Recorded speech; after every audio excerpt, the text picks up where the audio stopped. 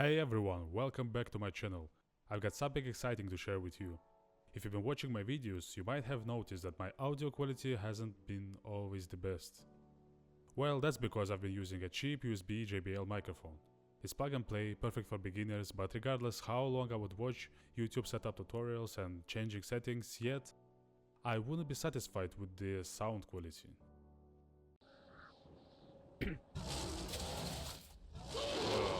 Wow, what the hell, guys? He caught us. That was nice. It served me well, but honestly, I'm tired of limitations. Additionally, the room where I record has a lot of echo, and not much can be done about it. Also, the USB mic stand is really low, so I have to bend my neck towards it and put the boxes under it in order for it to be closer to my mouth. That's really uncomfortable. I was getting sad and demotivated. Regardless how much effort I would give to create a video, low sound quality would scare people away and I would never find my audience. Think, what can I do to fix this? There should be a way. XLR mic! I started doing my research and trying to find as much information as possible. I knew almost nothing about it. What is the XLR microphone? An XLR microphone is an analog device that requires an XLR cable that feeds an analog signal to an audio interface. What is the difference between USB and XLR? USB mics hook straight into your computer's USB port and require no additional equipment as it has built-in low-quality audio interface, while XLR mics require a proper audio interface. Where can I buy it? Most common place to find XLR microphones for sale are the music shops, and XLR mics are used to record vocals and instruments. There are many options available on the market, but honestly, I did not have much money in my pocket. I was looking for something properly built but at the same time with the budget price. After hours of searching, I finally found the best value for money complete studio kit. Rode NT1 microphone with Rode AI1 audio interface. I saw lots of reviews from different people, both pros and casual users. And believe it or not, I did not manage to find not even one bad review about this Rode product. I wish this was an advert video, but it's not. Without wasting a minute, I rushed to the biggest music shop I had on my island to get the mic.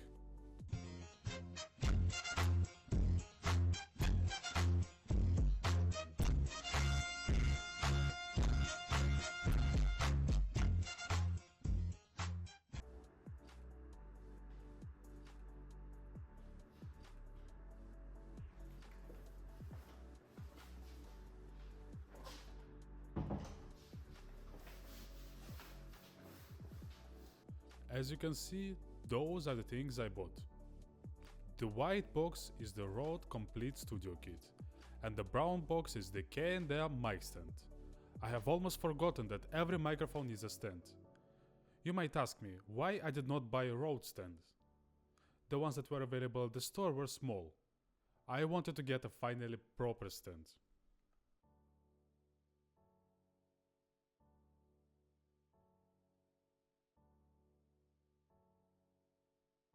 Let's do the unpacking, shall we?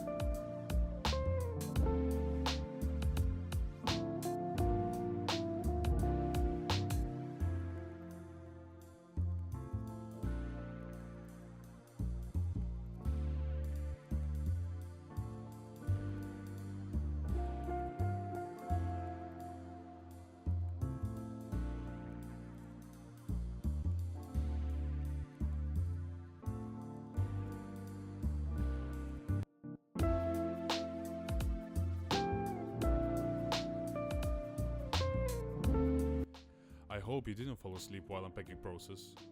That was a lot of boxes. Now I'm gonna assemble everything together so we can finally use the microphone. In the meantime, I wanna tell you how solid all the components feel. Honestly, I'm surprised with the quality I got for the money I paid. The desk stand is quite big with strong springs that keep the stand from moving and make it remain in the same position you have set it to. Since the stand already had an XLR cable, I won't use the cable that came with the microphone, I'll save it for the better times. Shock mount looks like spider web, and also high quality. Can't say anything bad about pop filter, it's pretty decent with multiple adjustments available. Mic itself is done from metal and it's also quite weighty. And last, but not least, the audio interface. It's super compact with single channel, meaning only one mic can be plugged to it at a time. This setup can be used mainly for making YouTube videos and streaming. For podcast or show, you would need at least 2-channel audio interface.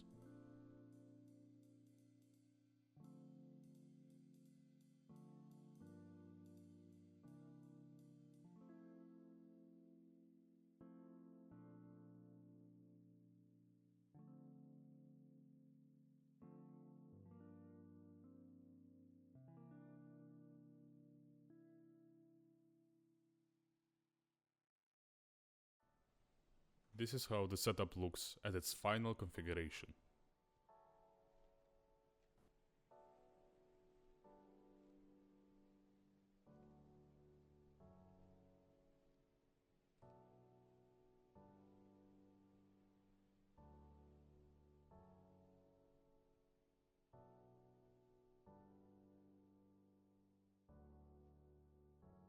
I began to test the microphone, but there was no sound coming from the mic. The recording app was giving me errors, and I got scared that something is faulty. But to my happiness, it was only a matter of settings. After clicking a couple of buttons, the microphone started to work. I tried to apply same filters as I was using on the USB microphone, but the sound was still really bad. Even after around 30 minutes trying all possible settings, there was no improvement on the sound comparing to the previous USB microphone. Did I just waste €350 down the drain? No, please. No. After playing with settings another hour and downloading plugins, I finally managed to achieve good sound. But there was still something making my voice dirty. What could that be? Oh yeah, the echo. Almost forgot about it. You can see how big is the room. The echo is crazy here. I decided to check if removing the echo will improve the sound quality. Didn't have a better option but just cover myself with blanket. And yes, it did work. Although I had to change some settings again. I understood I have to try to get rid of echo at least a little bit. The only cheap and fast way I knew were pillows. I gathered every single pillow that was available in the house and placed them behind the monitor so the sound waves won't reflect from the wall back into the microphone. And after almost 3 hours the microphone is now ready to be used. I'm sure that it won't take you as long as it took me. The fight with echo took the most time. If your room is small and full of furniture, you won't face the same problems. Now let's compare the USB and the XLR microphones side by side. Yo, good evening. This is Rivero, this is my new gaming channel and my first ever video on YouTube as well. How do I feel about it? Honestly, I feel nervous, I feel stressed, and I don't know if you will like it. But anyway, still I'm here. Hey yo, what's up everyone, this is again Rivero, welcome back to my channel, and right now I'm speaking on the new XLR microphone that I got, Rode NT1. Can you spot any difference comparing to my old USB JBL microphone?